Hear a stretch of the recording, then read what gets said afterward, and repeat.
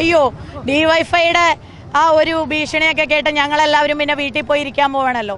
ഇത്തിരിയെങ്കിലും ഈ ഡിവൈഎഫ്ഐക്കാർക്ക് മനസാക്ഷി ഉണ്ടെങ്കിൽ ഈ മന്ത്രി വീണ ജോർജിനെ പുറത്താക്കണമെന്ന് ഡിവൈഎഫ്ഐ കൂടി ആവശ്യപ്പെടണം. കേരളത്തിലെ ജനങ്ങളുടെ ജീവൻ വെച്ച് കളിക്കാനുള്ള പാവയല്ല കേരളത്തിലെ ആരോഗ്യ മേഖല. ഇവർ വലിയ പൊതിച്ചോറ് കൊടുക്കുന്നുണ്ടല്ലോ മെഡിക്കൽ കോളേജിൽ.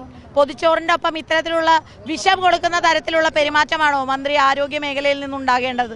ശക്തമായ പ്രതിഷേധം ഇനിയുള്ള ദിവസങ്ങളിലും ഉണ്ടാകും. അത് പരസ്പരം ഒരു അണ്ടർസ്റ്റാൻഡിംഗ് ആണ്. ഡിവൈഎഫ്ഐ ചെയ്ത് കൂട്ടുന്ന അതിക്രമങ്ങളും അക്രമങ്ങൾക്കും മന്ത്രി സംരക്ഷണം കൊടുക്കുന്നു. മന്ത്രി ചെയ്തു കൂട്ടുന്ന അനീതികൾക്ക് ഡിവൈഎഫ്ഐ സംരക്ഷണം കൊടുക്കുന്നു. ഇനി ആരെന്ത് സംരക്ഷണ കവചം ഒരുക്കിയാലും കേരളത്തിലെ ജനങ്ങൾ തിരിച്ചറിഞ്ഞിരിക്കുകയാണ് ഈ ഭരണത്തിനെതിരെ, പിണറായി വിജയനെതിരെ, LDF സർക്കാരിനെതിരെ, വീണ ജോർജിനെതിരെ ഒക്കെ ശക്തമായ ജനവികാരം. മന്ത്രിമാരെ സംരക്ഷിക്കുക, കള്ളത്തരത്തിന് കൂട്ടുനിൽക്കുക, അവർക്ക് എന്താ പറയുക അക്രമം കാണിച്ച് സമരം ചെയ്യുന്നവരെ ഇല്ലാതാക്കുക. കുറേ നാൾ പണിയില്ലാതിരുന്നതല്ല, അപ്പോൾ അവർക്ക് എന്തെങ്കിലും പണി വേണമല്ലോ, ചെയ്തോട്ടെ. ഇനി എന്ത് സമരം ചെയ്താലും ഞങ്ങളുടെ പ്രതിഷേധം ഇങ്ങനെ തുടരും. അത് ജനങ്ങൾക്ക് വേണ്ടിയിട്ടുള്ള സമരമാണ്, അല്ലാണ്ട് മന്ത്രിമാരെ സംരക്ഷിക്കാനുള്ളതല്ല.